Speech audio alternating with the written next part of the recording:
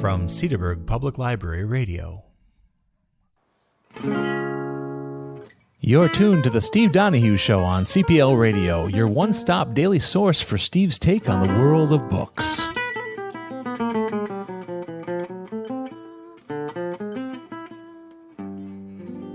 And now your host, the book critic who literally reads everything, Steve Donoghue.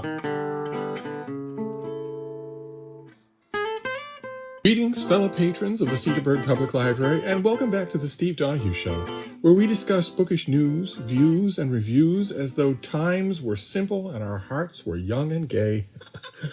Our little chit-chat today digs up a dispute that has roiled in the more nerdy areas of the book chat world for decades. Namely, do audiobooks count as real reading? If you listen to the new Dostoevsky biography, or the latest piece of contemporary literary fiction about upper-middle-class Connecticut divorce, if you get the who, what, and wherefore via an audio file rather than via reading silently while turning pages or thumbing screens, does it count as a book you've read? Those of you who were brought up in the 20th century may find this question puzzling, since the answer is obviously no. No, a book you've listened to is not a book you've read. It is, instead, a book you've listened to. The two things aren't the same. If they were the same thing, they would be the same thing. But those oldie McOlderson fellow patrons haven't reckoned with the monstrous, off-the-charts narcissism of the average 21st century native. In the 21st century, there are no obvious answers to obvious questions. The obvious thing is no longer, is this answer true? But rather, does somebody somewhere want this answer to be true? In the 21st century, if somebody wants something to be true, then it is true. And if you even slightly disagree, you are a bigot, a fascist, a Nazi, a cultural appropriator, and a ripe target for being canceled on social media and in real life.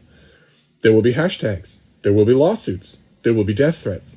In the 21st century, everyone does indeed feel entitled to their own facts, and heaven help the poor benighted fool who tries to tell them otherwise.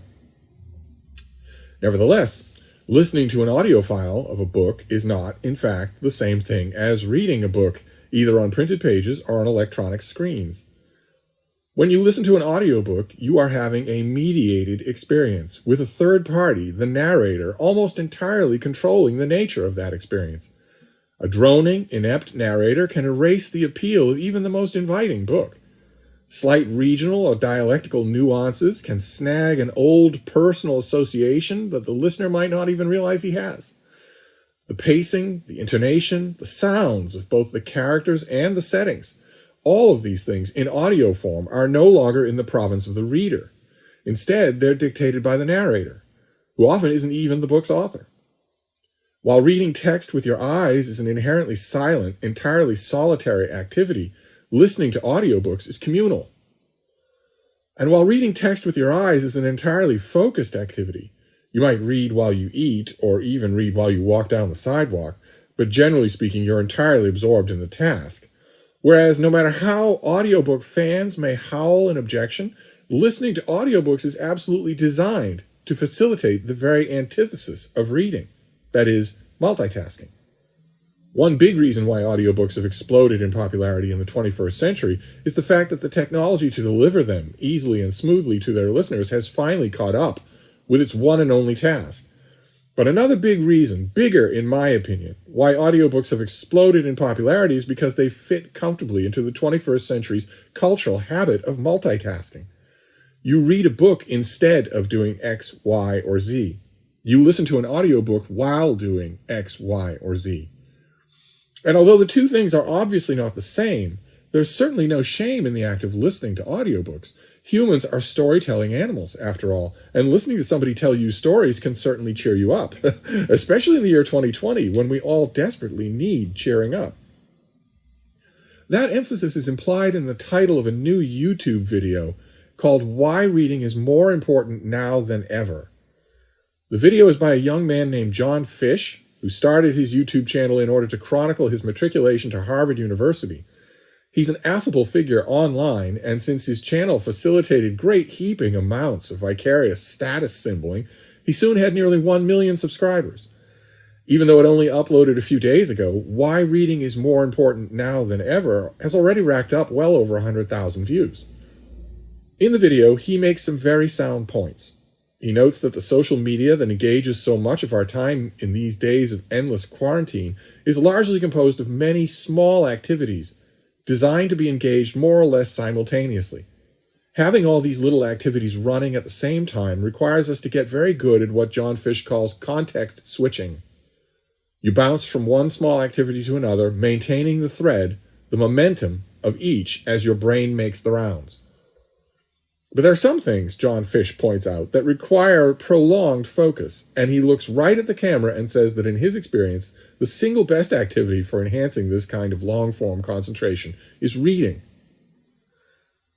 Now, most of what John Fish says in this video must be distrusted. He is, after all, a paid pitchman for a service called Audible, with which many of you will already be familiar.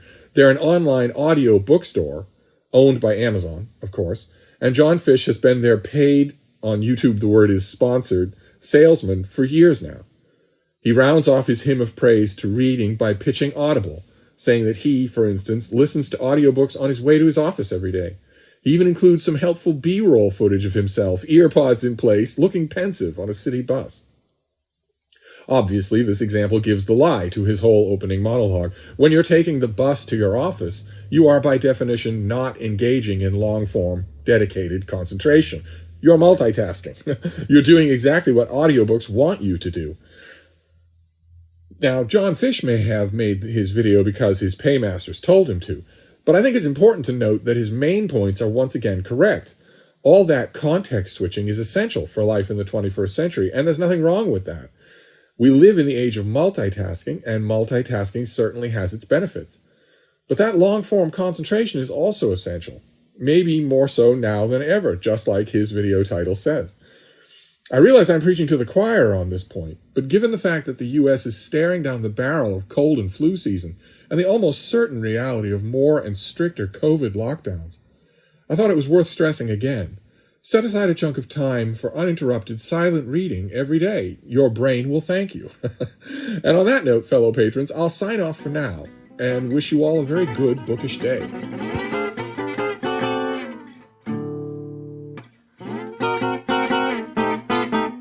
The Steve Donoghue Show is a production of CPL Radio, a service of the Cedarburg Public Library located in Cedarburg, Wisconsin.